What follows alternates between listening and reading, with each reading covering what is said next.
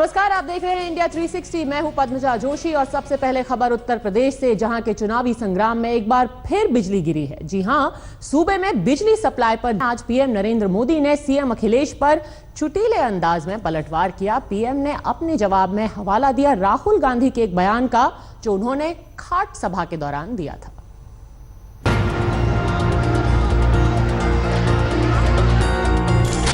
जब यूपी में सीएम अखिलेश ने दी पीएम को बिजली टेस्ट की चुनौती। जो आपने बिजली पे सवाल उठाया है, हम तो कहते हैं गोरखपुर में जहां तुम्हें बिजली के तार दिखाई दें, जरा छू करके देख लो करंट आता है कि नहीं आता है। पीएम ने चुनावी रैली में किया सीएम पर पलटवार। राहुल जी की खाट सभा थी और वहां पर उनका हाथ एक बिजली के तार को लग गया, तो गुलाम नबी आजाद परेशान हो गए कि कुछ गड़बड़ न हो जाए, तो एकदम चिल्लाए, राहुल जी ये तार पे हाथ लग जाएगा तो मुसीबत हो जाएगी। तो राहुल जी ने बताया था, ये उत्तर प्रदेश है, तार है, उसमें बिजली नहीं होती है। यूपी का चुनावी संग्राम में बिजली को लेकर सीएम और पीएम की ये दिलचस्प दंगल है, जिसकी शुरुआत हुई थी पीएम के इस चुनावी भाषण से। अगर रमजान में बिजली मिलती है तो दिवाली में भी बिजली मिलनी चाहिए, अगर होली पे बिजली मिलती है तो ईद पर भी बिजली मिलनी चाहिए। इसी हमले के बाद अखिलेश ने पीएम मोदी को बिजली का तार छूने की चुनौती दी थी। जो आपने बिजली पे सवाल उठाया है, हम तो कहते हैं गोरखपुर में जहां तुम्हें बिजली के तार दिखाई दें, जरा छू करके देख लो करंट आता है कि नहीं आता है। वैसे अखिलेश के तार छूने वाले बयान का असर 3 फरवरी को आगरा में राहुल अखिलेश के रोड शो में भी देखा गया। रोड शो के दौरान कुछ लोग लकड़ी से बिजली के तारों को ऊपर उठाते हुए नजर आए, जबकि कई बार दोनों सिर नीचे कर खुद को बचाते नजर आए। शायद ये संकेत देने की कोशिश की कि यूपी में बिजली के तारों से मत खेलो, भारी पड़ सकता है। लेकिन सियासी तौर पर दोनों खेमा बिजली के तारों को पकड़ चुका है। 11 मार्च को पता चलेगा झटका किसे लगेगा। आज तक ब्यूरो। आखिरकार तमाम बदलावों के बाद प्रधानमंत्री मोदी का वाराणसी में रोड शो का कार्यक्रम फिक्स हो गया है। हालांकि दोपहर से शाम तक राहुल और अखिलेश भी साझा रोड शो से अपनी ताकत दिखाएंगे। कहते हैं अंत भला तो सब भला।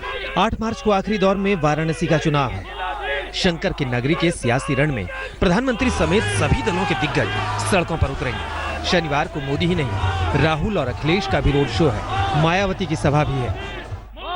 खुद को गंगा मैया का बेटा कहने वाले प्रधानमंत्री नरेंद्र मोदी के रोड शो का 2 बार बदलाव के बाद आखिरी खाका तैयार है। सुबह 9 बजे बीएचयू गेट से मोदी के रोड शो का आगाज होगा। इसके बाद रविदास गेट, लंका, अस्सी, भदैनी, सुनारपुरा, मदनपुर, गोदौलिया, बास फाटक, ज्ञानव्यापी के बाद काशी विश्वनाथ के दर्शन करेंगे। इसके बाद चौक, निचीबाग, मैदागिन, कोतवाली थाना, विश्वेश्वरगंज से गुजरात विद्या मंदिर होते हुए काल भैरव का आशीर्वाद लेंगे। कुल मिलाकर मोदी 3 दिन तक अपने संसदीय क्षेत्र वाराणसी में डेरा जमाएंगे। लेकिन अब तो प्रधानमंत्री के कार्यक्रम में बार बार बदलाव पर भी सियासी जंग छिड़ गई है। 33 महीने में अगर बनारस में कुछ काम किया होता तो बार बार प्रोग्राम बदलने की आवश्यकता ना पड़ती और 3-3 दिन एक शहर में, वो भी खुद के संसदीय क्षेत्र में लगाने की आवश्यकता नहीं पड़ती। राहुल जी से तो ज्यादा काम नरेंद्र भाई को रहता होगा और उनकी अपनी विशेष कार्यशैली और उनका टाइम टेबल देखते हुए अब उनका निर्णय है वो कब रोड शो करें।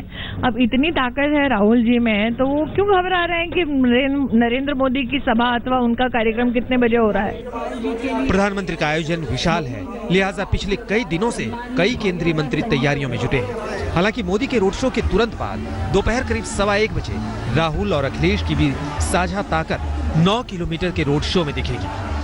वाराणसी एक बार फिर से रैलियों का रेला कल शनिवार को देखेगा, जब प्रधानमंत्री मोदी खुद बनारस शहर में होंगे और प्रधानमंत्री के बाद राहुल गांधी, अखिलेश और डिंपल का रोड शो होगा।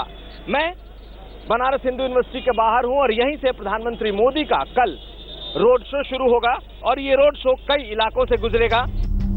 कुल मिलाकर वाराणसी में दिग्गजों के जमावड़े ने शहर का सियासी स्वाद खूब चढ़ा दिया है। कुमार विक्रांत सिंह के साथ कुमार अभिषेक, वाराणसी, आज तक।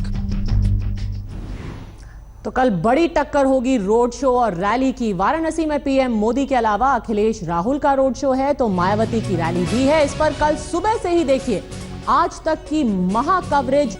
चुनाव बनारसिया पूरे दिन कल आज तक।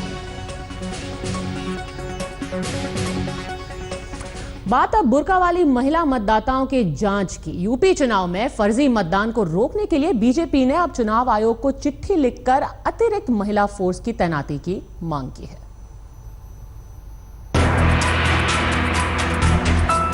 बीजेपी ने चुनाव आयोग को चिट्ठी लिखकर मांग की है कि वोटिंग के वक्त पोलिंग बूथों पर महिला पुलिस की अतिरिक्त तैनाती हो, जिससे बुर्का पहनकर आई महिलाओं के वोटर आईडी कार्ड की बारीकी से जांच हो सके। बीजेपी की इस डिमांड पर सियासी शोर शुरू हो गया है। कोई इसे सांप्रदायिक आईने से देख रहा है तो कोई इसे राजनीतिक रणनीति मान रहा है। वहां उत्तर प्रदेश के पूर्व मंत्री और रेप केस में आरोपी गायत्री प्रजापति अब तक फरार हैं। यूपी पुलिस की हथकड़ी प्रजापति से अब भी दूर है। रेप पीड़ित के परिजनों ने तो यूपी पुलिस पर जान से मारने की धमकी तक का अब आरोप लगाया है।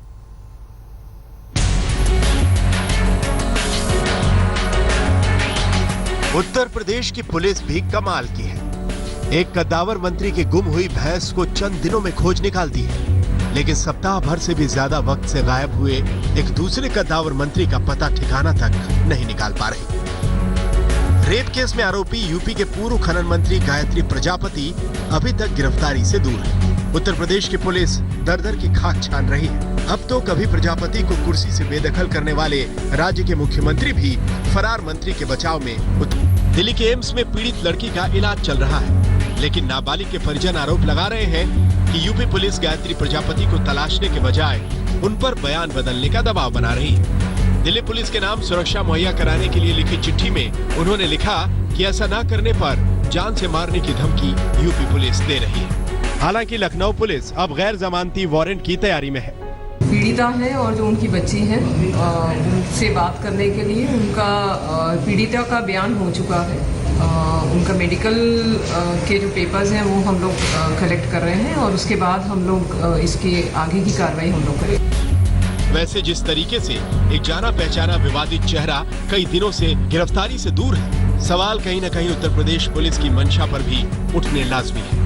हैरानी की बात तो ये है कि एम्स में इलाज करने के दौरान न सिर्फ लड़की को धमकी दी जा रही है, बल्कि पुलिस अब तक आरोपी को पकड़ने में भी नाकामयाब रही है। वजह साफ है, यूपी के इस रसूखदार मंत्री को पकड़ने के लिए यूपी पुलिस अभी तक हिम्मत नहीं जुटा पा रही। लखनऊ से आशीष के साथ शिवेंद्र श्रीवास्तव, दिल्ली, आज तक।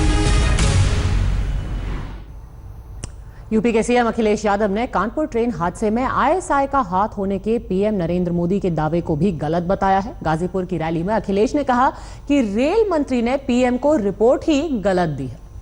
तो कानपुर वाली पटरी नहीं सुधार पाए और प्रधानमंत्री जी को झूठी रिपोर्ट दे दी कि वो आईएसआई के लोगों ने पटरी तोड़ दी है।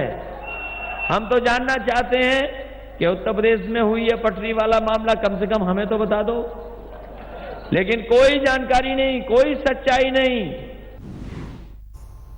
बात अब दिल्ली की। यहां केजरीवाल सरकार के 2 साल पूरे हो चुके हैं, लेकिन यूथ कांग्रेस ने केजरीवाल के कार्यकाल को पूरी तरह से नाकाम बताया है। दिल्ली सरकार की नाकामी पर यूथ कांग्रेस के कार्यकर्ताओं ने आज केजरीवाल के घर के बाहर जमकर प्रदर्शन किया। हालांकि भीड़ को तितर बितर करने के लिए दिल्ली पुलिस ने पानी की बौछार का इस्तेमाल भी किया। दिल्ली में ही चल रहे देशद्रोह बनाम देश प्रेम की जंग की अब बात करते हैं। वामपंथी छात्र संगठन एसएफआई ने मंडी हाउस में एबीवीपी के खिलाफ विरोध मार्च निकाला। हालांकि दिसंबर 2016 के एक वीडियो ने भी एबीवीपी की अब मुश्किल बढ़ा दी है।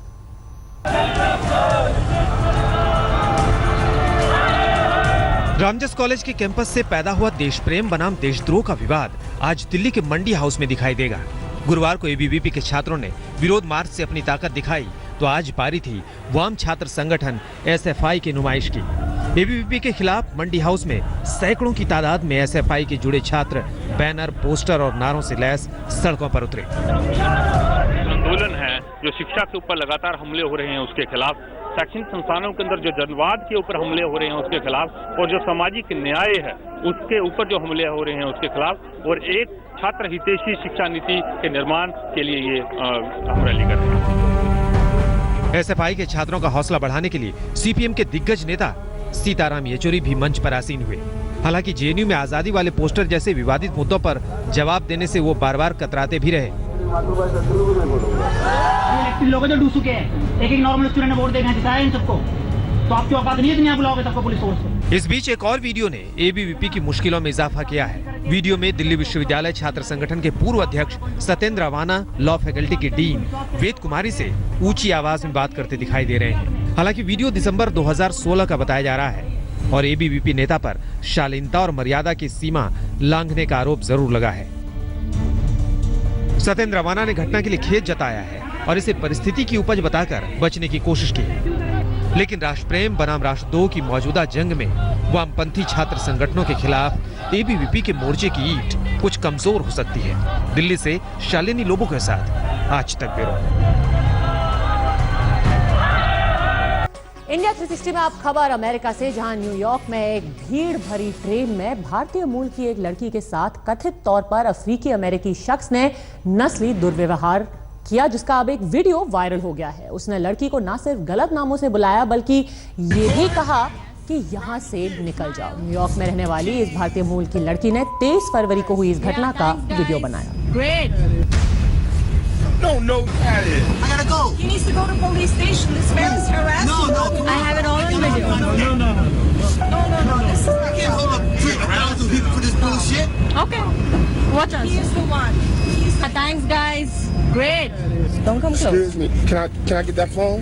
Can you take my picture out that phone? Can you take my picture out that phone? You touch me. Can you take that picture out my phone? And you see. Don't touch me. Don't touch my item. Can you take my picture out that phone? Stay Can you away. take my picture out that phone? Because that's disrespect. You don't take nobody picture. Disrespect. You don't take no. You don't know me. India 360 में आप बात करते हैं film star Sanjay Dutt और उनके bodyguards की बदसलूकी की। आगरा में संजय दत्त की अगली फिल्म भूमि की शूटिंग चल रही थी। इसी के दौरान उनके बॉडीगार्ड्स ने वहां मौजूद पत्रकारों से बदसलूकी की, धक्का मुक्की भी हुई। हालांकि बाद में खुद संजय दत्त ने पत्रकारों से हाथ जोड़कर माफी भी मांगी।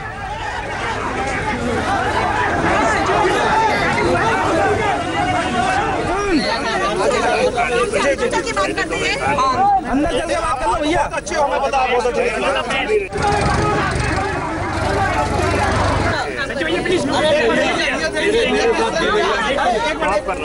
ये क्या हालत करी है? आप सही कह रहे हैं।